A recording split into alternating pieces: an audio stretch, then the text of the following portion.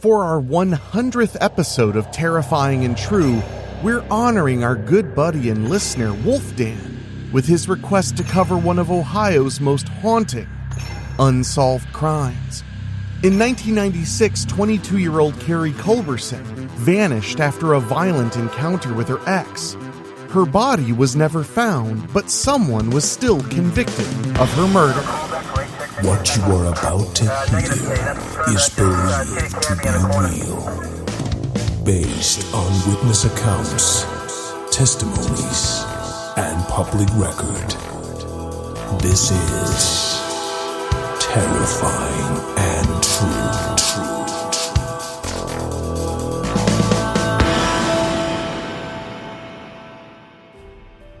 Blanchester, Ohio, August 28, 1996. A quiet summer night, shattered by a scream. A young woman runs for her life beneath the glow of a street lamp. But she's never seen again. 22-year-old Carrie Culberson vanished without a trace after a violent confrontation with her ex-boyfriend.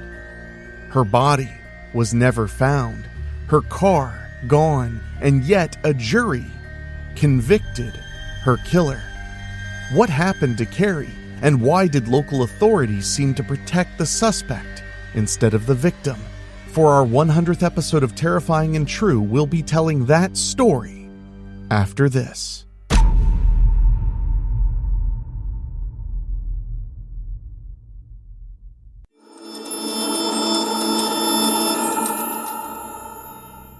Late August 1996, Blanchester, Ohio. A sticky summer night hangs over the sleepy, small-town street. In the darkness, just before midnight, a sudden scream pierces the silence. "Help me!" a young woman's voice cries out, raw with terror. On a moonlit front lawn, a frantic figure, 22-year-old Carrie Culberson, is seen desperately running, her silhouette illuminated by a flickering streetlight.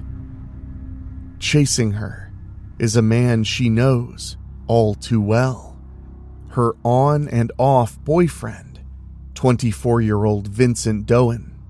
He catches up to her and grabs a fistful of her hair. Neighbors peering from their windows watch in alarm as Carrie struggles. Doan's voice, rough with rage, shatters the humid air. "I told you if you ever tried to leave me, I'd kill you," he snarls. Carrie is pummeled with fists as she fights to break free. For a moment, her pleas for help cut through the night, and then, with a squeal of tires on asphalt, there is only silence. The little red Honda CRX they had been seen beside is now gone, disappearing into the darkness. By dawn, Carrie Culberson had vanished without a trace. Her family would awaken to an empty house and a nightmare that was just beginning. In the coming days, this quiet Ohio village would be plunged into a real-life mystery worthy of the darkest crime drama. A mystery of love and violence, of a body that refused to surface, and of justice sought in the haunting absence of a victim. The story of Carrie's disappearance and the search for answers unfolds like a cinematic thriller. A beautiful young woman gone missing, a violent lover as the prime suspect, a town divided by secrets, and a determined family fighting for the truth in the face of unimaginable loss. Blanchester, Ohio, is the kind of tight-knit Midwestern town where everyone seemingly knows everyone. In 1996, its population hovered around 4,200, a one-stoplight village amid the cornfields about 35 miles outside of Cincinnati. It's the sort of place that seemed safe, even idyllic, the kind of small town where parents felt comfortable letting their children ride bikes down sleepy streets and where neighbors greet each other at the grocery store. Nothing bad ever happens here, people used to think. But Blanchester would soon learn that even in quiet towns, darkness can lurk behind closed doors. In this unassuming community, Carrie Culberson was a beloved figure. With a warm smile and vibrant personality, Carrie was often described as truly someone special by those who knew her. She had big brown eyes, a cheerleader's energy, and homecoming queen looks, as one account later put it. In high school, Carrie had been everywhere. She served as a class officer and appeared on the homecoming court all 4 years, balanced by 9 years as a cheerleader. She sang in the choir, played sports from soccer to volleyball, and even played the bells in the school band. After graduating in 1992, Carrie explored college. She enrolled at the University of Cincinnati as a pre-law student, but ultimately found her passion closer to home, becoming a licensed nail technician. Ever ambitious, she hadn't given up on furthering her education. In fact, the day before she disappeared, Carrie took a nursing school pre-admission test at a local community college, hoping to launch a career in healthcare. By her early 20s, Carrie seemed to have the world at her feet. Friends and family remember her as bubbly, genuine, and fun-loving, the kind of young woman who could light up a room. She doted on her family, her mother, Deborah Culberson, her father, Roger, and her younger sister, Christina, often trying out new low-fat recipes on her mom and little sister, and joking about future domestic bliss.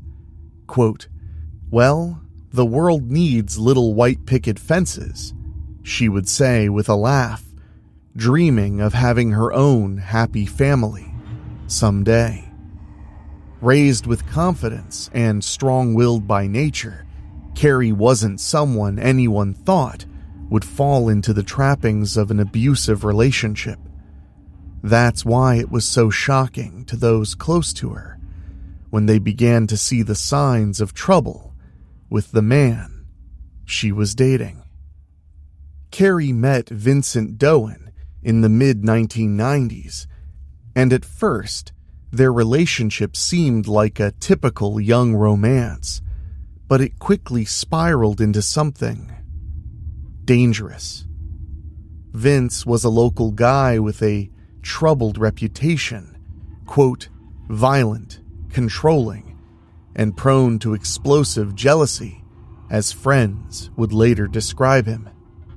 Less than a year after they began dating, the abuse started and escalated very quickly.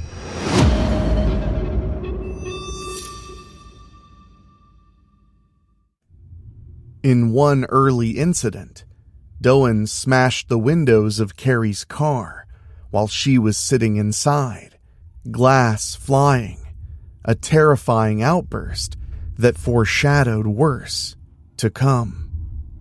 Soon, he was hitting her, on at least one occasion so brutally that he bruised her kidneys. He would throw her across rooms in fits of rage. Friends saw Carrie turn up with black eyes and bruises, trying to cover for Vince's violence. Her boss at the salon recalled how Carrie once came to work with finger-shaped marks on her neck and a bruised temple, signs of strangulation and blows to the head. Doan's violence peaked in the summer of 1996, just weeks before Carrie went missing. In late July, during a dispute, Vince grabbed a heavy space heater and smashed it into the back of Carrie's head, splitting her scalp. She survived the assault, but needed 5 surgical staples in order to close the gash. This time, Carrie did something courageous. She filed a criminal complaint against Doan for misdemeanor assault. It was not the first time she had gone to the police for help. At least 3 times prior, she had reported Vince's abuse. Each time, the response was tepid. Doan somehow evaded arrest or serious investigation until Carrie herself pressed charges for the space heater attack. Finally, a court date was set. Vince Doan was due in court on those assault charges the week after August 28, 1996. For once, it seemed, Carrie was standing up, and the law would intervene. But Vince Doan had other plans. Those close to Carrie later realized that leaving Vince was the most dangerous time for her. Quote, "Every time she attempted to leave was when he would beat her and tell her, 'If I can't have you, no one can,'" her family recalled. Doan threatened not just Carrie, but also her loved ones, warning he'd hurt her mother or sister if Carrie ever broke up with him. He stalked her, controlled who she saw, and even held her at gunpoint. In fact, chillingly, just a few days before Carrie disappeared, Doan abducted her and held her captive for 5 hours at gunpoint. She eventually got away from that encounter with her life, but it was a sign that Vince's obsession was reaching a fever pitch. As one prosecutor would later theorize, Doan was desperate to stop Carrie from testifying against him on the assault charges, or from escaping his grasp once and for all. The stage was set for a tragedy. Carrie's friends and family were urging her to leave him for good, terrified by the abuse they'd witnessed. Carrie herself was afraid, but she seemed to be gathering the resolve to break free. In late August 1996, despite her fear, she was planning to end the relationship for good. Vince apparently sensed it coming. He was not about to let Carrie go. In his mind, she was his, and if he couldn't control her, he'd make good on his threats. The darkness that had been building in their 2-year relationship was about to engulf them both. Wednesday, August 28, 1996, began as a normal day, brimming with late summer activity. That evening, Carrie joined her friends for a weekly ritual. She played in a co-ed volleyball league in a town nearby called Morrow. Carrie loved sports, and the friendly game followed by a trip to a local bar was something she always looked forward to. But that night, an uninvited visitor showed up at the sand courts. Vincent Doan. He was angry that Carrie hadn't come to see him, angry perhaps that she was spending time with others when he was facing legal trouble. According to Carrie's friend Jessica Williams, who was with her at the game, Doan tried to get Carrie to leave with him mid-game, insisting she go with him, but she refused. On the surface, Carrie stayed calm, shaking her head no, as Vince glowered at her from the sidelines. She had promised to drive her teammates home that night.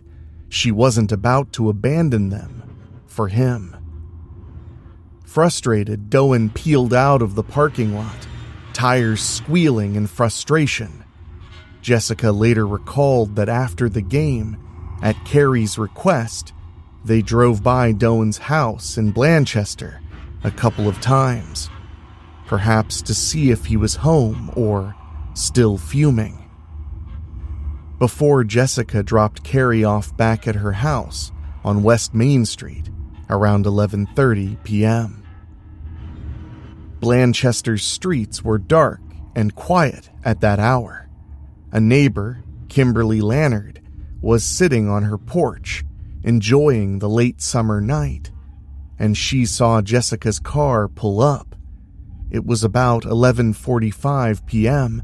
when Carrie stepped out in front of her home, said goodnight to her friend, and went inside.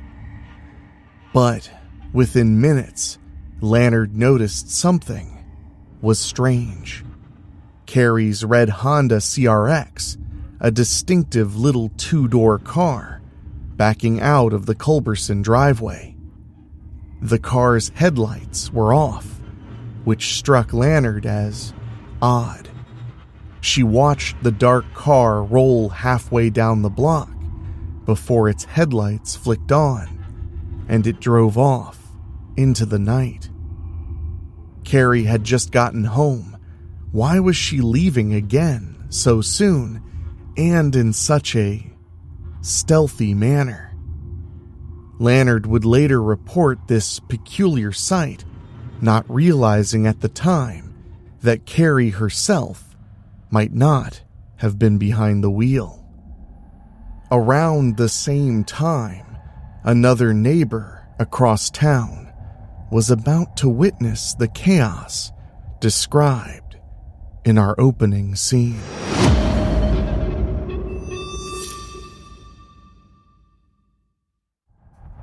Billy Joe Brown lived across the street from Vincent Doan's house. Sometime near 12:30 a.m., as she was getting ready for bed, Brown was startled by the sounds of a commotion outside. She peeked out to see under the glow of a street lamp, there was that same little red car parked near Doan's home, and a man and woman in a heated struggle. Brown recognized Vince Doan. He was a familiar face she often saw across the way, and she recognized the woman with him as the young lady who visited him frequently, Carrie Culberson. What Brown saw next was horrifying. Carrie was screaming for help and trying to flee, but Vince was on her, yelling furiously. Brown distinctly heard Carrie cry out, "Help me," while Doan was shouting something like, "I told you, next time I'd kill you." Brown watched as Vince dragged Carrie and struck her repeatedly. Then, a sudden silence. Perhaps Carrie was forced into the car. Moments later, Brown heard the squeal of tires. By the time she looked out again, the street was empty. The red car and Carrie were gone. What happened in those fraught moments would become the subject of testimony and speculation. But one thing is certain. Carrie Culberson was never seen again after that night. Sometime after midnight, she vanished, as if into thin air. When the sun rose on August 29th, 1996, Debbie Culberson sensed something was wrong. She noticed that Carrie's red Honda was not in the driveway, where it should be. Carrie always came home at night, and if she ever stayed elsewhere, she would call. Debbie's worry quickly turned to panic when she couldn't find Carrie anywhere.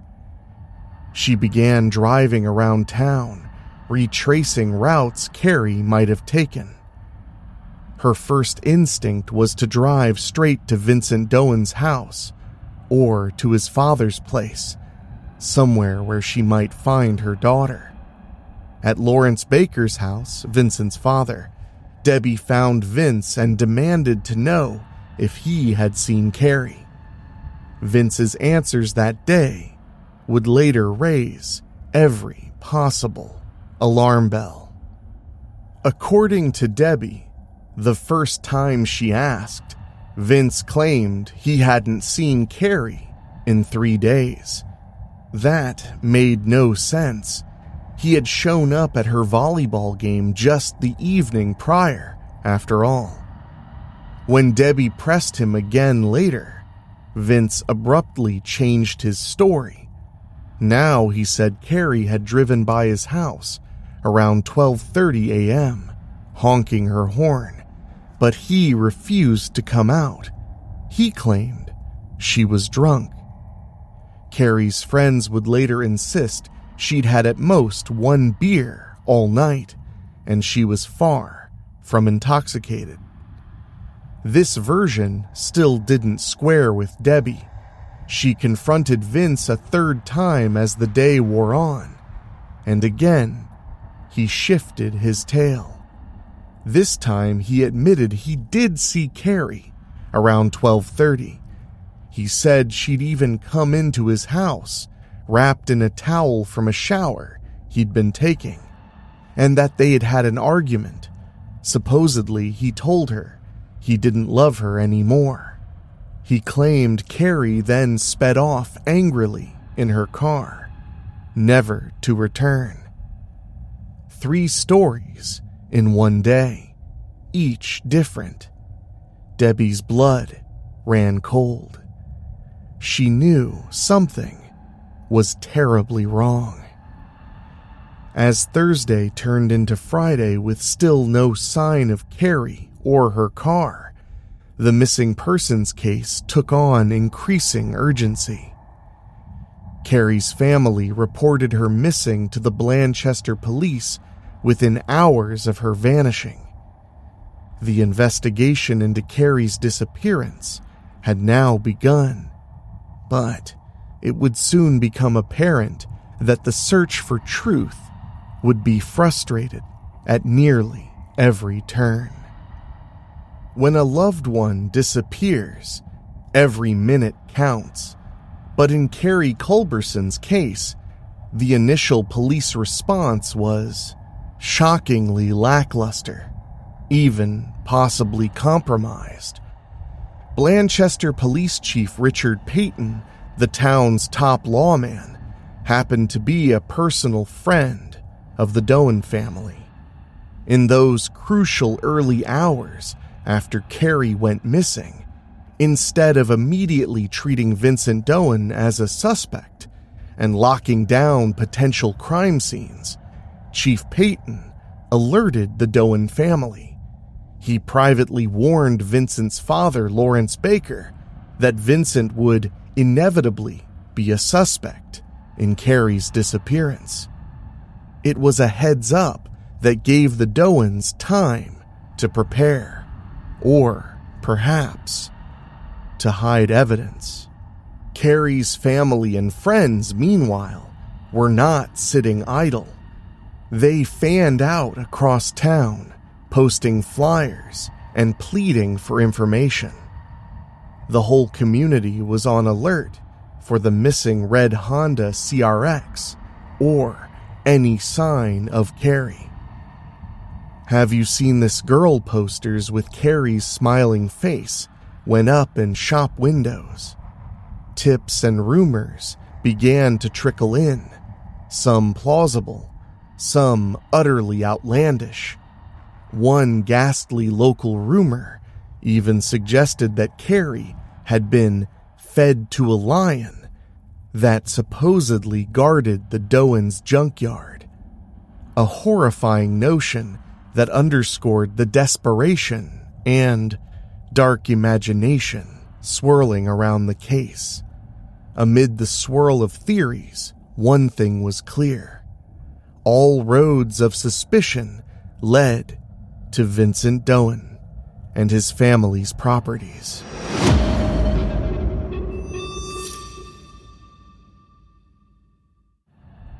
Within 5 days of Carrie's disappearance, investigators, under pressure from Carrie's family and county authorities, finally honed in on the Doan homestead on Hunt Road, a rural property owned by Vincent's father. There, behind a cluster of trees, lay a murky pond. Acting on a tip, and perhaps guided by the sickening intuition that a body might be hidden under the water, authorities brought in search dogs. The dogs hit on a scent at the edge of the pond, strongly indicating Carrie's body could be in or around that water. On September 3rd, 1996, the decision was made to drain the pond to see what secrets it might hold. What happened next would become one of the most contentious aspects of the case. After the cadaver dogs reacted, Chief Payton abruptly called off the search for the night, citing darkness or safety. No one's quite sure why. Shockingly, he also left the site unguarded overnight. In other words, the one place on Earth that might contain Carrie Culberson's remains was left open and unwatched, even after a strong indication of human scent had been found. By the time law enforcement returned and drained the pond the next day, it was perhaps too late. They found only a set of footprints sunk into the pond's muddy bottom, and no body. It looked for all the world as if someone had waded into the muck to retrieve and remove something or someone during the unguarded night. Investigators were horrified. The prime opportunity to recover Carrie or evidence of her fate from that pond had slipped right through their fingers, and it appeared, to Carrie's family at least, that the police chief's negligence or collusion had enabled the perpetrators to cover their tracks. As days turned to weeks, the case intensified. The Clinton County Sheriff's Office and state investigators took on a larger role, given the conflicts of interest in the tiny Blanchester Police Department. Evidence against Vincent Doan continued to mount, even without a body. Neighbors like Lannard and Brown gave statements about what they saw that night: the car leaving without lights, the assault in the yard. Friends recounted Vince's history of abuse and how Carrie feared for her life. Carrie's own mother, Debbie, told police about Vincent's shifting stories on August 29th, which looked highly suspicious. It became painfully clear to investigators that Carrie had likely been murdered that night, and that Vincent, possibly with help from his half-brother Tracy and others, had disposed of her body and her car in some unknown location. By early September 1996, the focus of the investigation had fully turned toward Vincent Doan. He was officially named a suspect, and a grand jury convened to hear evidence. Facing mounting pressure, the local authorities could no longer shield their friend's son. In November of 1996, a grand jury in Clinton County indicted Vincent Doan, initially on a charge of kidnapping, since no body had been found to prove a murder. Even without Carrie's body, prosecutors were determined to pursue justice. As one reporter later noted, Carrie's disappearance was eventually ruled a homicide, even though her body was never found. The case was building momentum, and soon it would head to a dramatic trial, one that would test the limits of prosecuting a murder without a body. In July 1997, the eyes of the region, and soon the nation, turned to the Clinton County Courthouse in Wilmington, Ohio, where Vincent Doan's murder trial began. It had been nearly a year since Carrie vanished.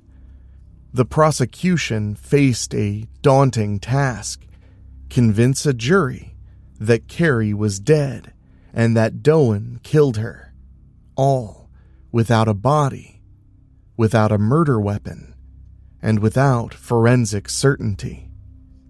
It was a circumstantial case, but it was also a compelling one. Over weeks of testimony, prosecutors presented a mosaic of evidence that, piece by piece, painted a chilling portrait of what likely happened on that August night.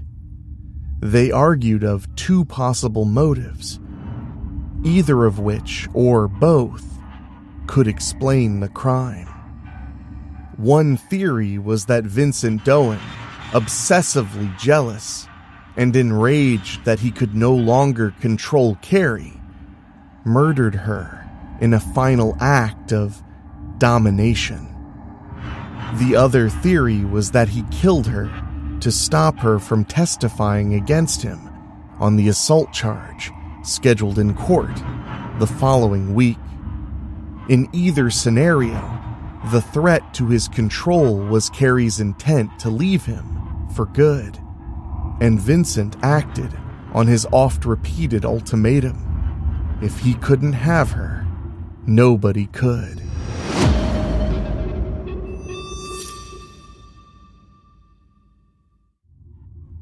One by one, witnesses took the stand to recount the events surrounding the disappearance and Doan's prior acts of violence. Jessica Williams described the volleyball game on August 28th, explaining how Doan showed up unannounced, angry, and demanding, and how Carrie stood her ground, refusing to leave with him. Neighbor Kimberly Lannard testified about seeing Carrie's car leave her house around midnight without its lights on, an eerie detail suggesting stealth or duress. Then Billy Joe Brown riveted the courtroom with her eyewitness account of the fight in her front yard, how she saw Carrie running and screaming, "Help me," and heard Doan bellow, "I told you if you ever tried to leave me, I'd kill you, you bitch," as he beat her. Brown admitted she had no phone to call the police that night, and that her own husband initially dismissed the commotion as simply a drunken squabble. By the time she realized something truly heinous was happening, Carrie and Doan were gone. The prosecution didn't stop at the disappearance. They traced what they believed happened in the hours after. Vicki Watson and Lori Baker, relatives by marriage to Doan's half-brother Tracy, provided key testimony. Watson said she was sleeping over at Tracy Baker's house, Vincent's half-brother, that night. At 3:15 a.m., she was awakened by a knock. Peeking through the blinds, she saw Vincent Doan on the back deck, shirtless, looking disheveled, with his right hand clutching his left arm, as if injured. He was talking to Tracy outside, but Watson couldn't hear the words. She did notice something peculiar.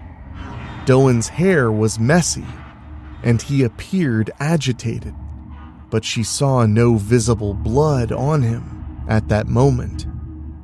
Watson didn't intervene. Shortly after, Tracy's wife, Lori Baker, drove Watson to work very early, around 4 a.m., leaving the two men alone. Lori Baker herself testified next, filling in crucial gaps. She confirmed that Vincent arrived around 3:15 a.m., wearing only jeans, shirtless, and smeared with blood across his chest. He was holding his arm as if hurt.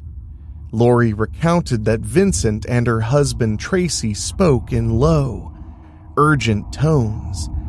Then Tracy came inside to grab trash bags. Vincent took a shower in her bathroom, washing off something. One can only imagine what. And the two men left the house around 3:30 or 3:45 a.m., carrying garbage bags and a gun. When they returned before dawn, roughly 5 a.m., both men had blood on their clothes and boots. Lori testified that she handed Tracy bleach and a scrub brush and watched as he delivered them to Vincent, who immediately went to shower yet again. She even saw Tracy wiping off blood from his boots with a rag. It was a grim cleanup scene. Bleach, water, and blood swirling away as dawn broke. Investigators later recovered some of Tracy's boots, towels, and his truck. Testing found blood on them, but it was too degraded to identify a definitive match to Carrie. Through these witnesses, the prosecutors effectively walked the jury through a timeline of murder and cover-up.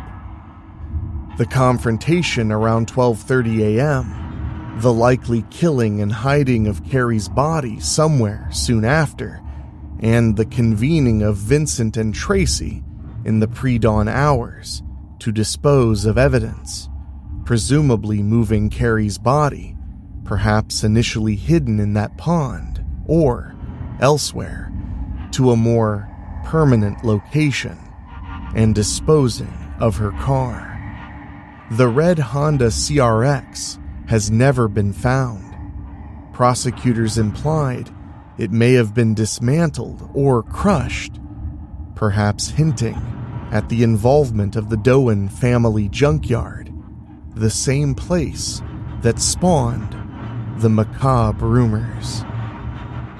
Beyond the immediate crime, the state presented evidence of Doan's pattern of brutality to establish intent and motive. Carrie's friends and co-workers recounted her black eyes and bruises, establishing that Doan had consistently beaten and terrorized her. One particularly chilling piece of testimony came from Mitchell Epperson, a cellmate who was housed with Vincent in a county jail in late 1996 on an unrelated charge. Epperson recalled casual conversations he had had with Vincent about women. Vincent bragged in jail that, quote, "You can't let them walk.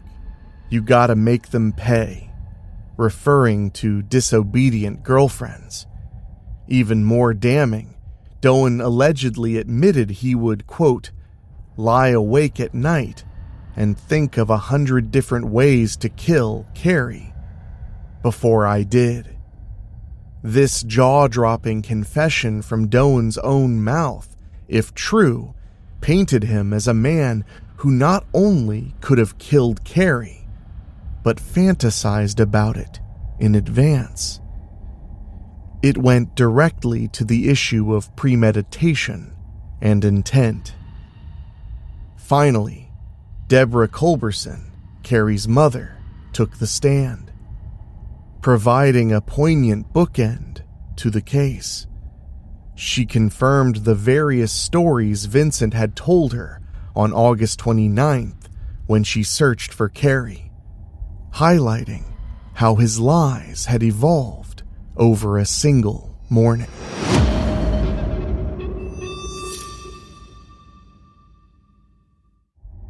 Deborah also recounted a disturbing conversation she had had with Vincent before Carrie vanished, wherein he tried to downplay his abuse.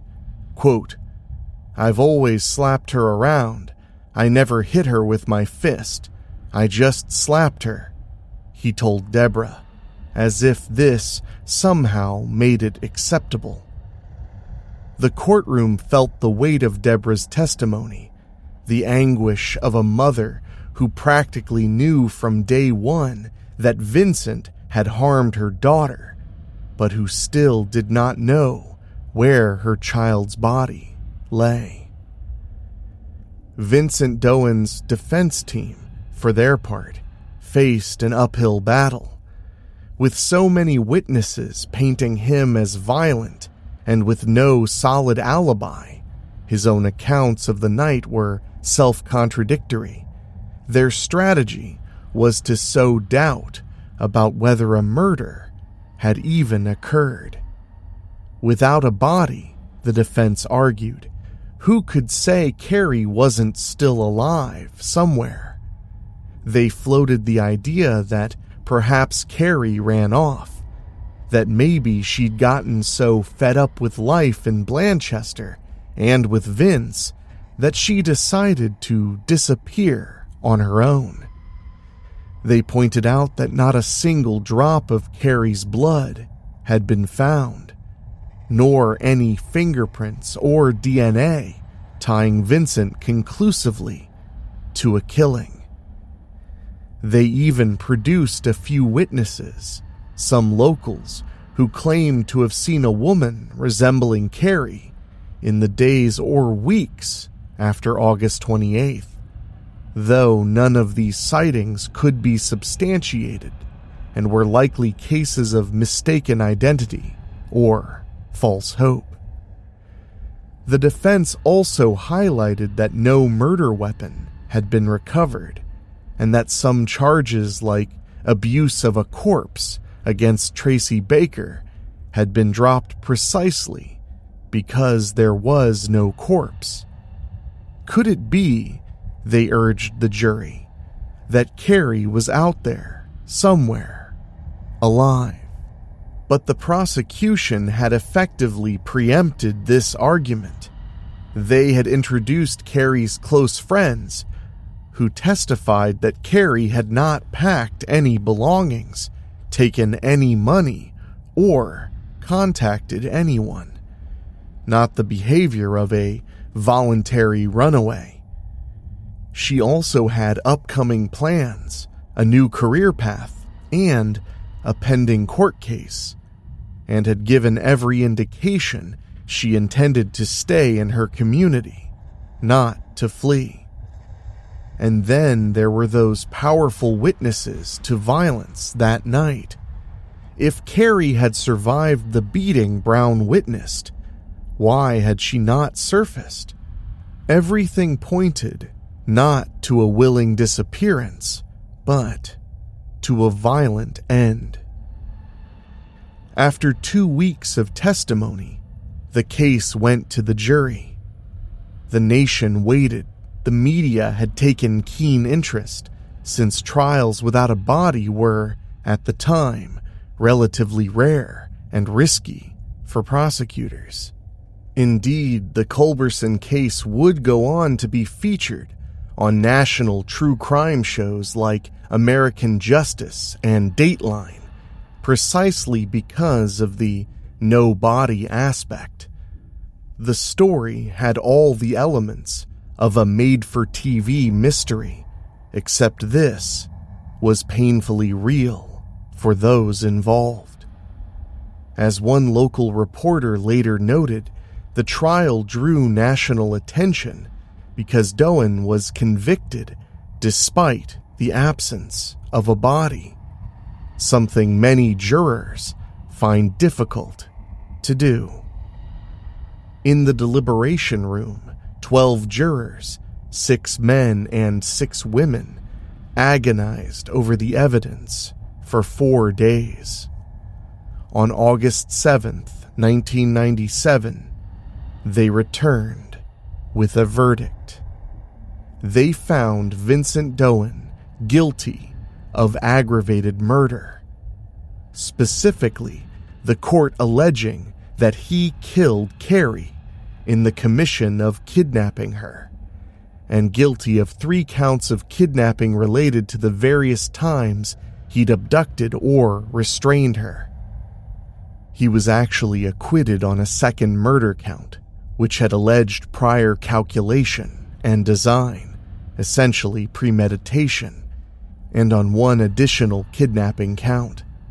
The jury seemed to conclude that, while he may not have planned out the murder in advance, he did intentionally kill her during an abduction. With those convictions, the maximum sentence was on the table. Doan faced the death penalty. A separate sentencing phase followed in November of 1997. After hearing further arguments, the jury spared Vincent Doan's life by recommending a sentence of life in prison without the possibility of parole, rather than execution. The judge imposed that life sentence. Vincent Doan, at 25 years old, was led away in shackles, destined to spend the rest of his days behind bars.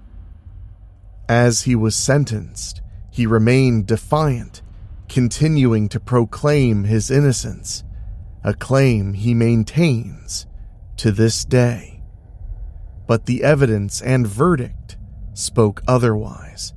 In the eyes of the law, Vincent Doan had murdered Carrie Culberson, even if he had gone to extreme lengths to ensure that her body would never be found. For Carrie's family and friends, the verdict was a moment of bittersweet justice. In that courtroom, justice was served. A dangerous man was held accountable. Yet there was no reunion with Carrie, no body to lay to rest. Debbie Culberson and her family walked out knowing Doan would never hurt anyone again, but also knowing that their own agonizing quest to find Carrie was not over.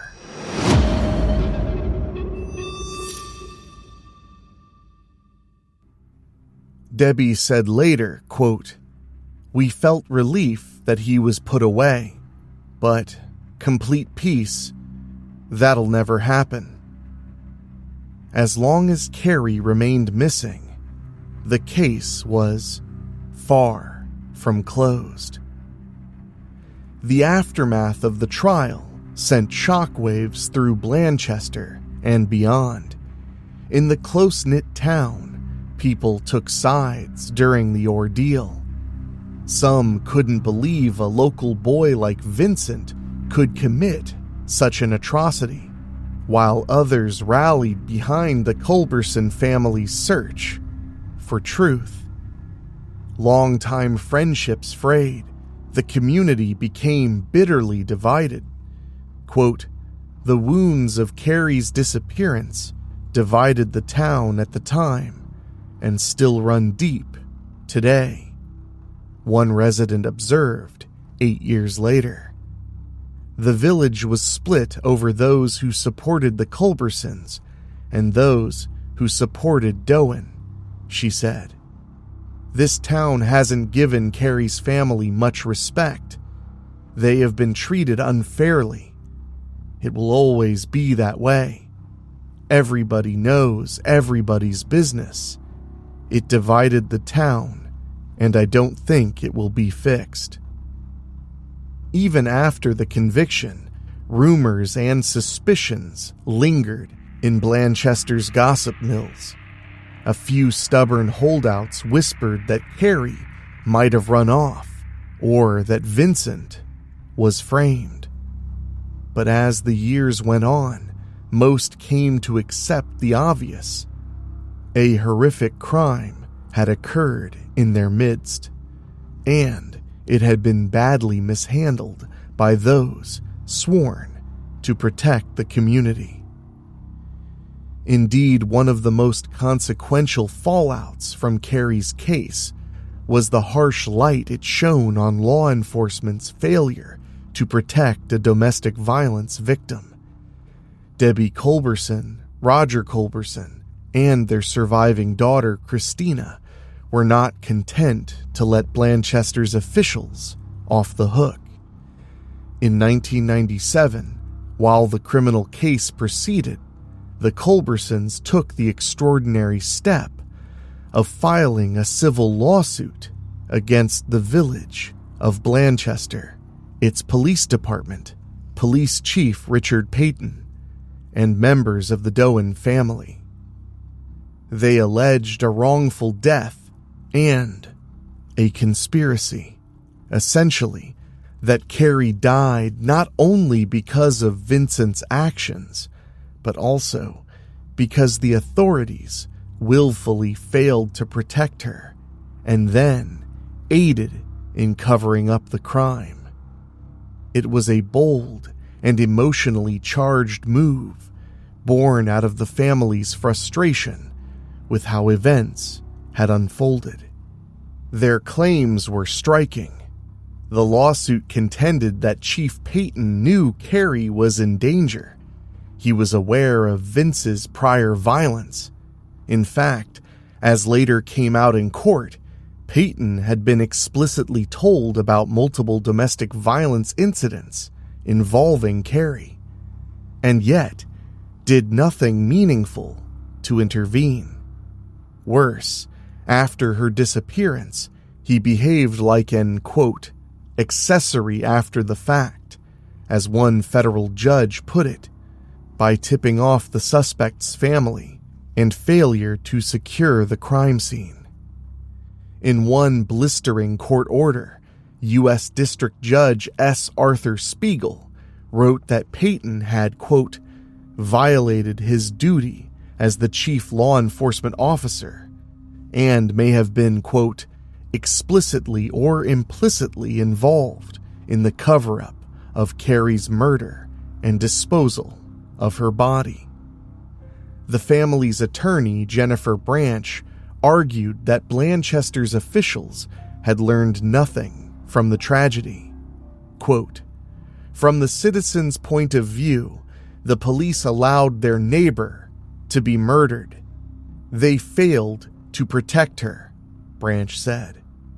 What the village learned from this incident was how to protect their police chief, not how to protect their citizens. The village did not enforce its domestic violence laws, and unfortunately, that has not changed.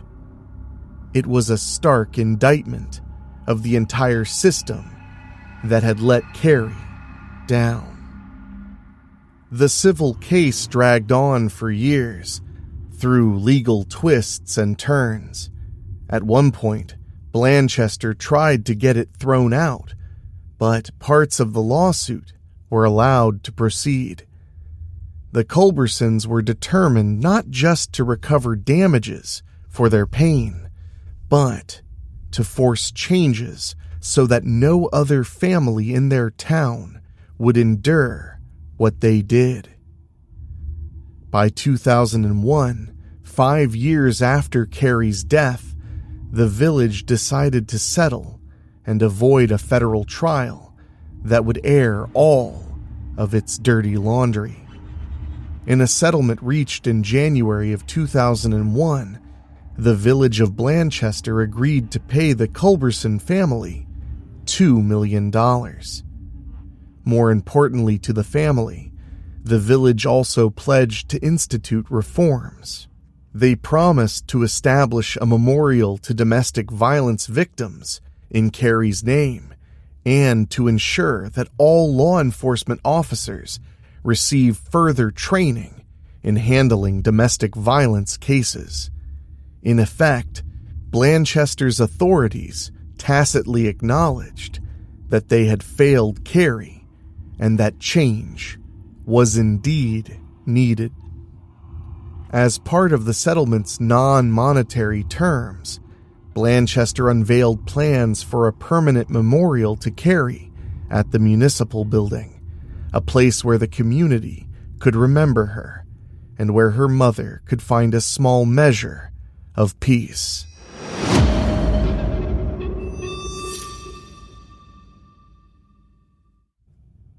On a rainy day in April of 2004, townspeople gathered in drizzle to dedicate that memorial. At the front lawn of the village hall, they placed a large stone engraved with an image of angels and the words, "Dedicated to the life of Clarissa Ann Carrie Culberson." Next to it, a 5-foot-tall bronze statue was installed, depicting a young woman in a flowing dress. At the statue's base, the word hope is inscribed in bold letters. A message as much for the future as for the past. Surrounding it are large rocks, each carved with values like faith, awareness, courage, justice, respect, love, and support. It is, in essence, a monument not only to Carrie, but to all victims of domestic violence, a physical reminder that such tragedies must not be allowed to happen again. For Debbie Culberson, the memorial was deeply meaningful, but also bittersweet. Quote, "She doesn't have any closure," a friend of Debbie's said at the dedication. "She doesn't have anywhere to go. We go to the cemetery. Where does she go?" The memorial became that place, a surrogate grave where a mother could go to grieve the daughter that she couldn't bury. On the eve of the dedication, Mayor Tom White observed Debbie at the site, tenderly arranging those engraved stones around the statue. Quote, "I would like to see something found that can give Debbie closure," the mayor admitted. "It would be closure for the town too. There are a few people out there that maybe don't believe she's dead. They never found a body. It would be closure for everyone." The memorial, therefore, stood as a symbol for both remembrance and the unresolved nature of the loss. Meanwhile, Chief Payton faced his own reckoning, albeit a mild one. He was charged in state court with multiple felonies, including obstruction of justice, for his actions during the investigation. In a controversial plea deal, those were reduced to misdemeanor dereliction of duty charges, to which Payton pleaded no contest. He was convicted and given a slap on the wrist, a short suspended jail sentence, a fine, and probation. Outraged residents watched as Payton was allowed to quietly retire from the police force. In fact, As Deborah Culberson later testified to Congress, Peyton was even granted a year's back pay and his accumulated sick leave, roughly $86,000, to pad his pension, essentially rewarding him as he exited in disgrace. To Carrie's family, this was an insult added to injury that the man they believed helped cover up her murder got to ride off into the sunset with benefits. But at least he was no longer wearing a badge. If any good could come out of such a nightmare, it was that Carrie's case sparked change. Debbie Culberson transformed her grief into activism. She became a leading voice on the Clinton County Domestic Violence Task Force, which was formed around the time of Carrie's disappearance. Debbie worked with social workers and law enforcement on developing better protocols and training for handling domestic violence calls. Quote, "Debbie helped to draw up the protocol and police training," said one task force member, underscoring how the woman who had lost her daughter was determined to save others. This was part of a broader trend in the late 1990s and early 2000s. Communities across America were pushing police and courts to take domestic violence more seriously. In Ohio and many other states, laws and policies were strengthened. For example, many jurisdictions adopted mandatory arrest policies for domestic violence calls and better enforcement of restraining orders. Nationally, experts noted huge changes in criminal justice procedures for domestic violence during that era, though Carrie's case showed how those changes hadn't permeated everywhere. The lawsuit the Culbersons brought was one of several groundbreaking cases seeking to hold law enforcement accountable for failing victims of abuse. The message was clear: ignoring domestic violence has consequences, and police have a duty to protect the vulnerable, not to look the other way. The legal precedent set by Carrie's case also had a profound implication in criminal law. It proved that a no-body homicide case could succeed. Historically, prosecutors were wary of bringing murder charges without a corpse, subscribing to the old adage, no body, no murder. But Carrie's trial became a textbook example that if the circumstantial evidence is strong enough, a jury can be convinced beyond a reasonable doubt of murder, even without physical remains. The conviction of Vincent Doan in 1997 joined a growing list of cases that emboldened prosecutors nationwide. It demonstrated that advances in forensic science, eyewitness testimony, and defendant behavior analysis could together establish the corpus delicti, or proof of a crime, without the victim's body. This case has since been cited in law enforcement trainings and by other prosecutors to justify pursuing charges in similar, heartbreaking scenarios where a body is missing, but evidence of foul play is overwhelming.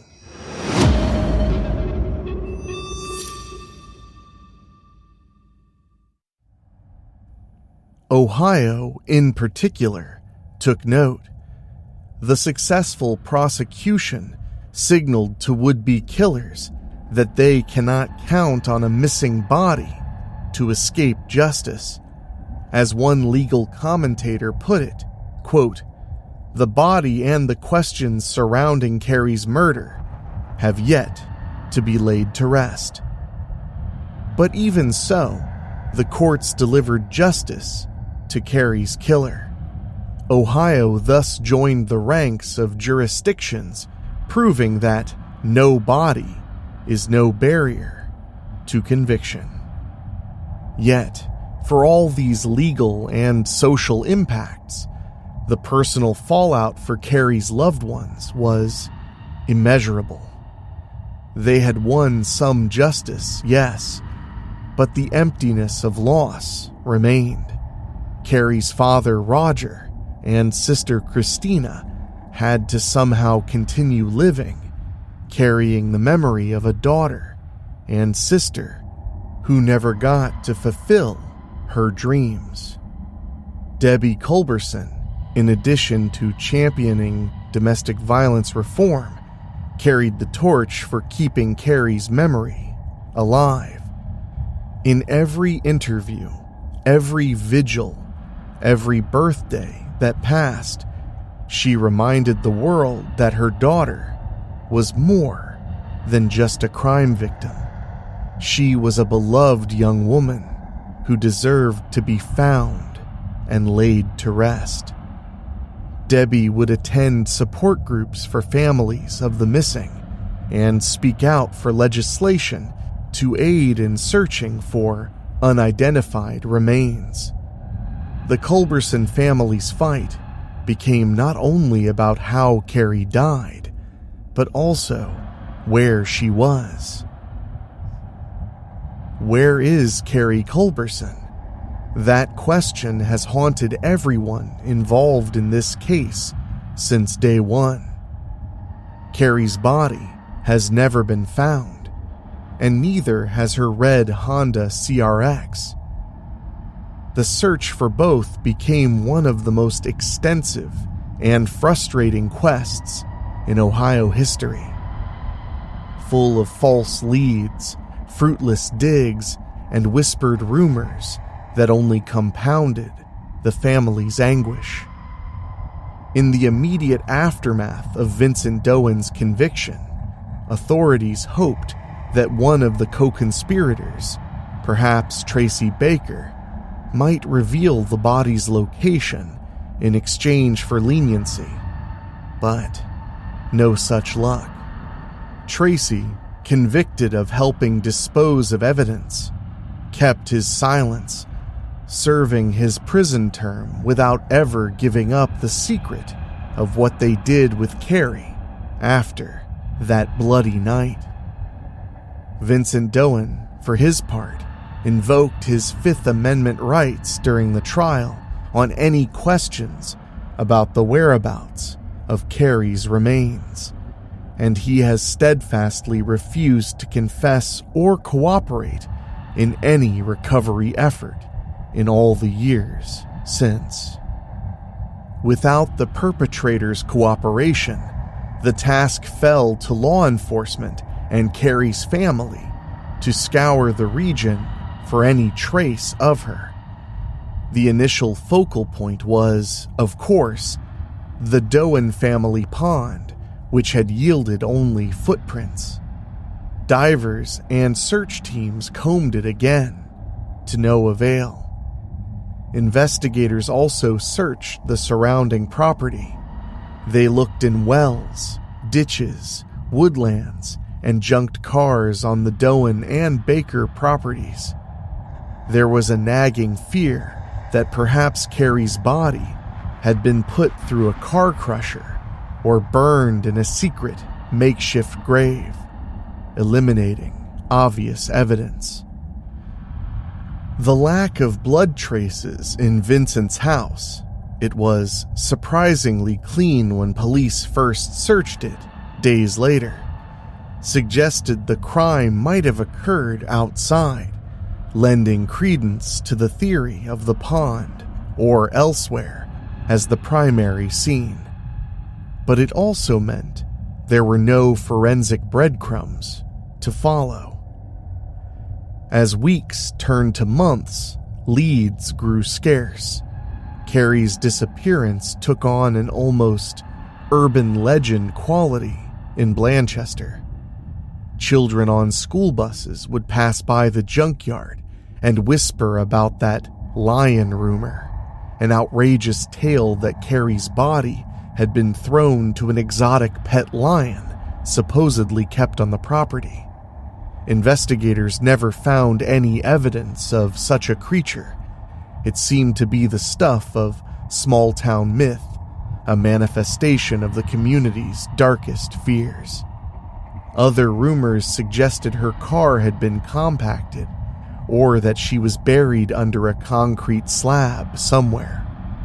Each new tip that came in was like a tantalizing spark of hope for Debbie and her search volunteers. But so many led to dead ends. Nonetheless, Debbie Culberson never stopped searching.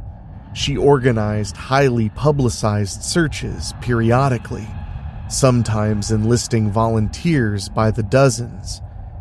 They trudged through fields and forests, turning over tire dumps and peering into old wells. With each search that ended in frustration, Debbie's resolve only grew.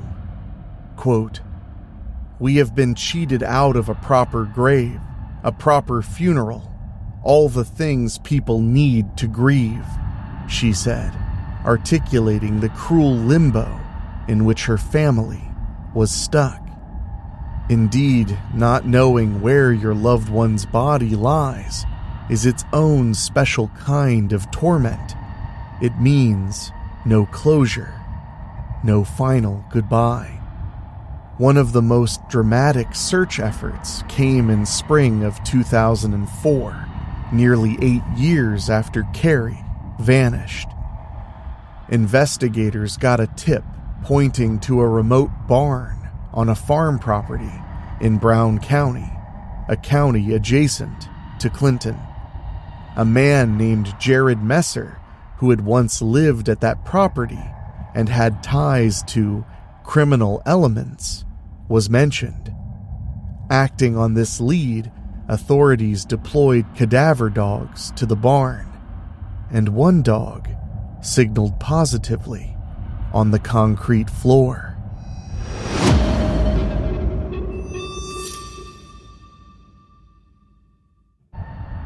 Excitement and dread spiked. Could this finally be it? The Clinton, Brown, and Claremont County Sheriff's offices, along with the FBI and Ohio state authorities, swarmed the site with backhoes and forensic experts. On April 30th, 2004, crews began the arduous task of breaking up the barn's concrete slab and digging beneath it. Debbie Culberson got a phone call that day while she was literally preparing the memorial dedication ceremony for Carrie. She dropped everything and raced to the scene. For the next 13 days, through Mother's Day, Debbie and Christina Culberson camped out at the site, standing vigil from morning till night as investigators excavated the barn inch by inch. Hope hung in the air. The media reported on the dig constantly. Quote, "I'm just doing what I do best, just waiting," Debbie said as she stood in the rain, watching heavy machinery claw at the earth. "If it turns out to be Carrie, then that's what we want. But if it isn't, we'll wait some more." Those words epitomized Debbie's endurance, an endless, patient wait for the truth. When the Brown County barn dig finally concluded, the result was another heartbreaking disappointment. They found nothing related to Carrie. No remains, no scraps of clothing, no car parts. The tip had been well-intentioned, but ultimately false. Or worse, perhaps even a cruel prank or a jailhouse rumor with no basis. The investigators packed up their gear, and Debbie went home with empty hands yet again. Quote, "The feelings are just as strong as they were 8 years ago," she reflected, emotional exhaustion in her voice. Over the years, authorities have chased down other leads. At times, divers have searched nearby lakes and rivers, and the FBI reportedly checked out auto salvage yards for any sign of Carrie's Honda.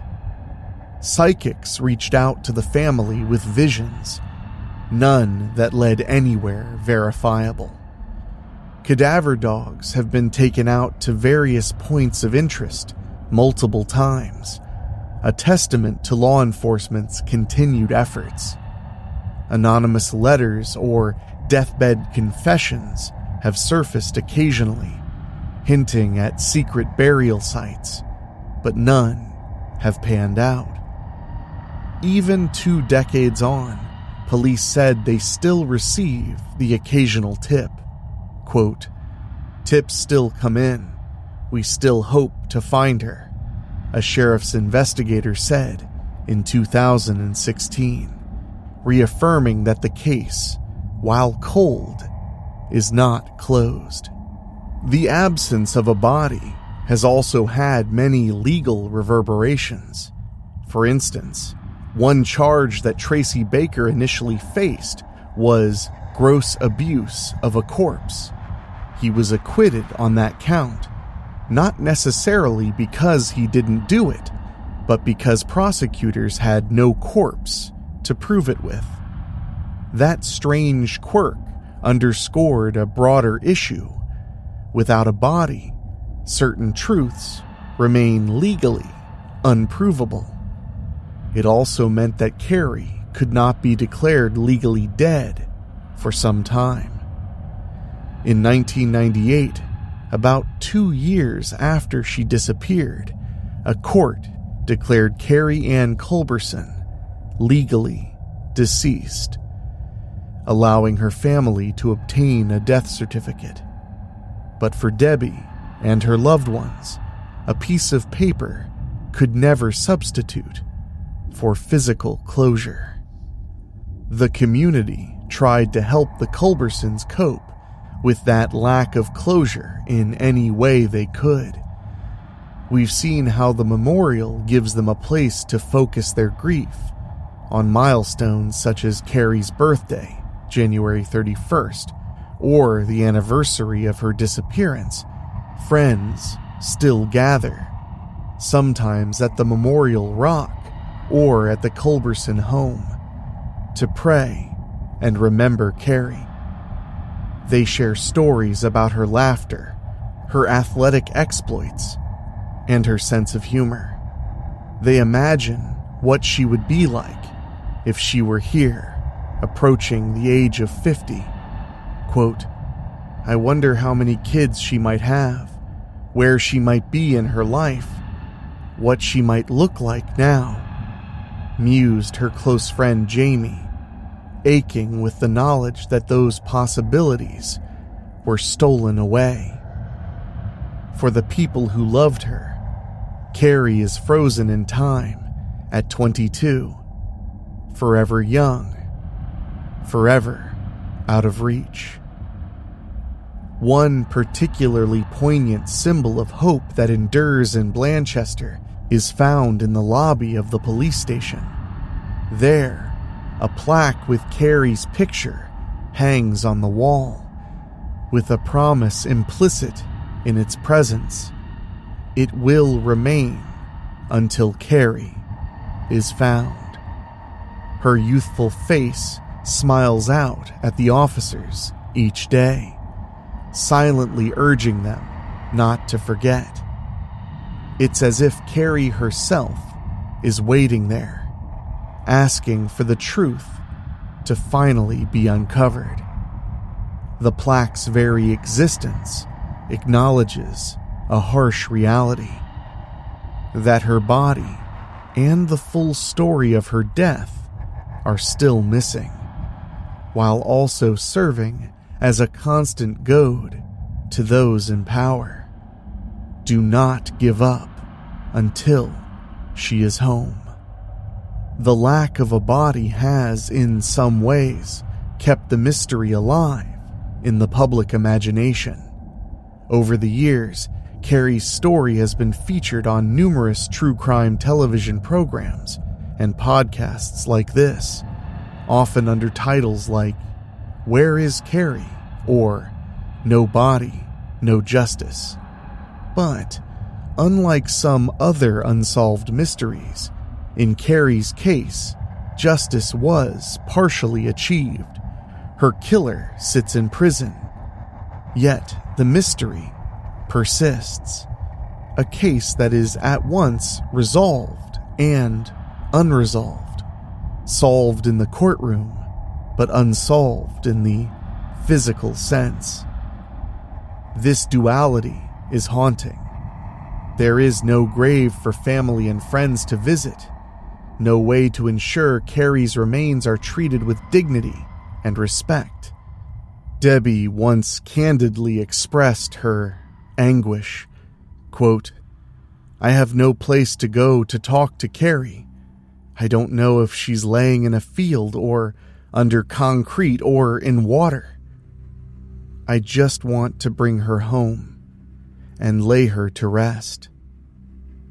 In those words lies the simple, heartbreaking wish that has fueled the Culbersons for decades. To find Carrie and to finally say goodbye.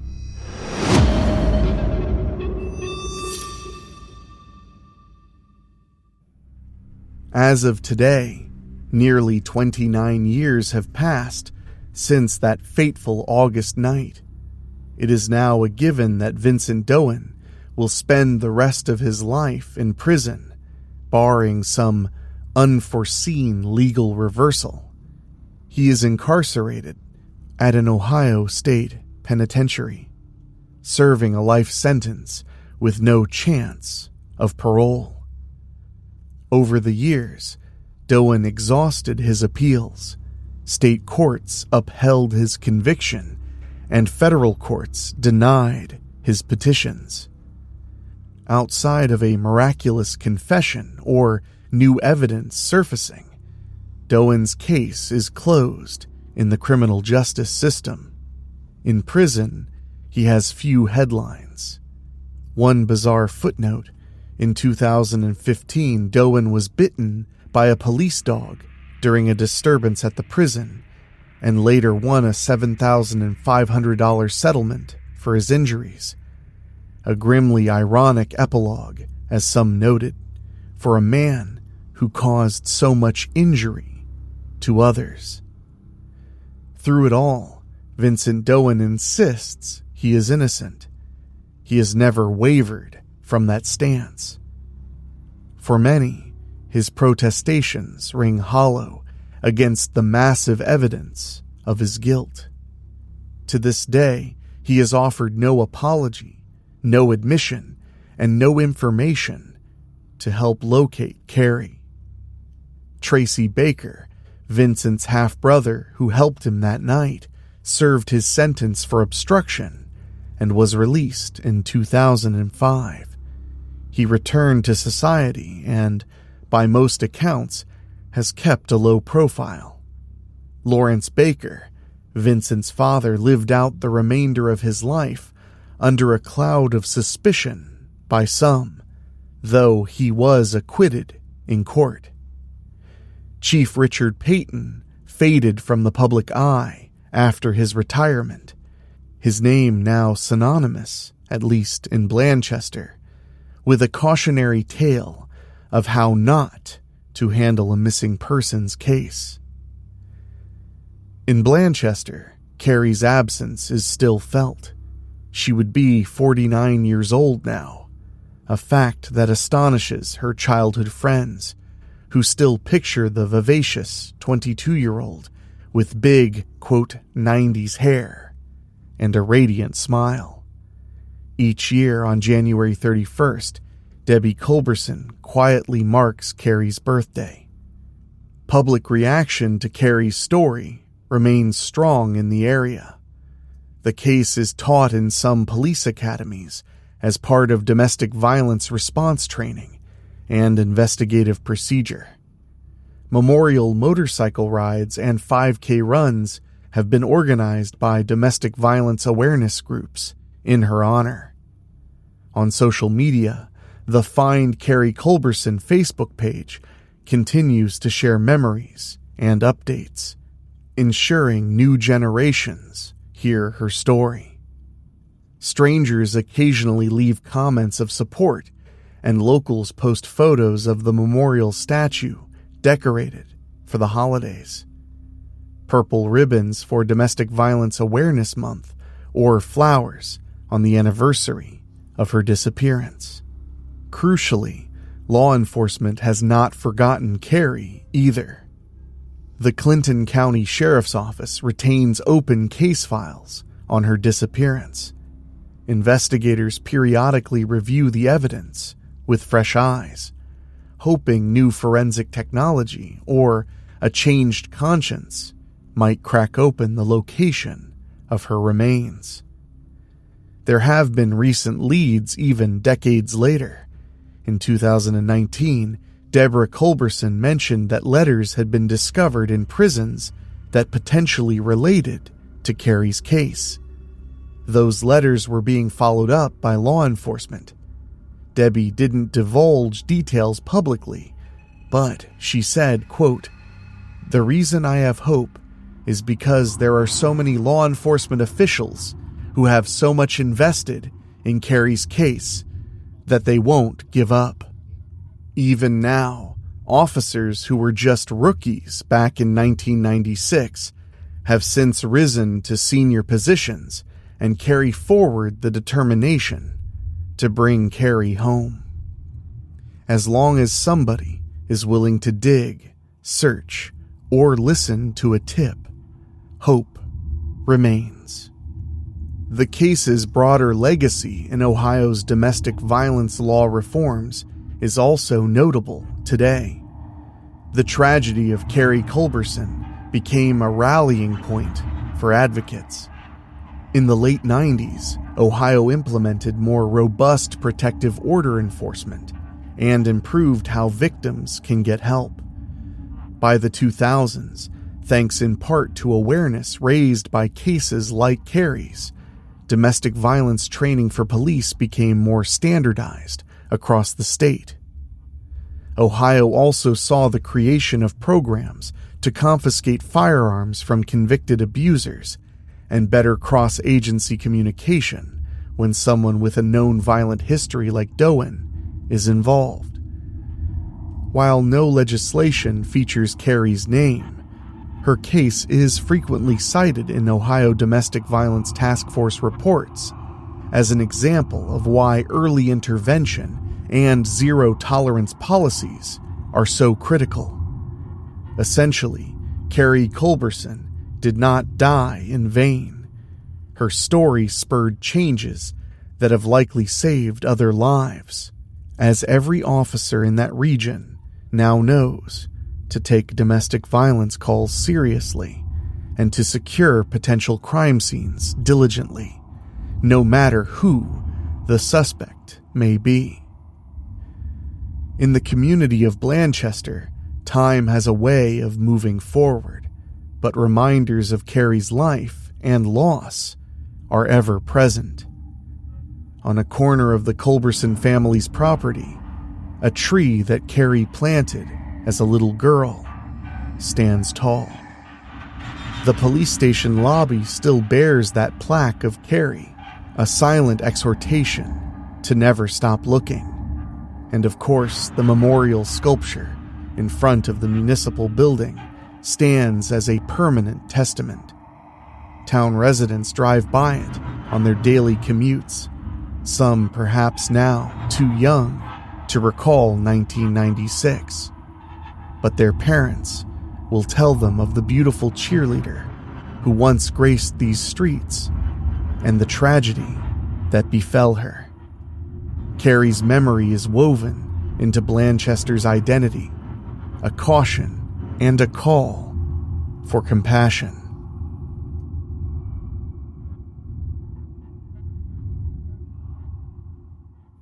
If you visit the memorial today, you might see fresh flowers laid at the base of the statue. Perhaps they were left by Debbie, who often stops by. Perhaps by a friend, or even a compassionate stranger, moved by Carrie's story. The bronze woman gazes out with a patient, hopeful expression. At her feet, the stone carved with the word hope catches the morning light. It's a hope that has been tested, but not extinguished. Hope that someday someone will come forward or some clue will surface and Carrie can finally be found. Until that day, Carrie Culberson's case remains open in the only way that truly matters. Open in the hearts of those who seek justice and closure for her. They will not rest until they bring Carrie home.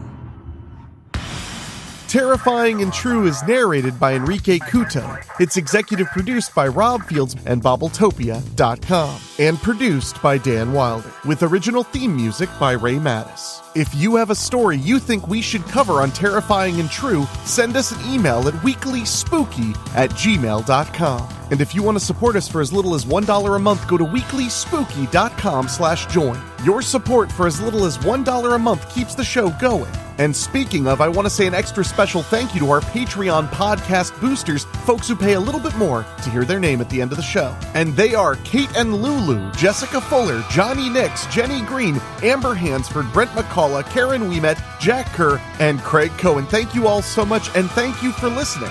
We'll see you all right here next time on Terrifying and True.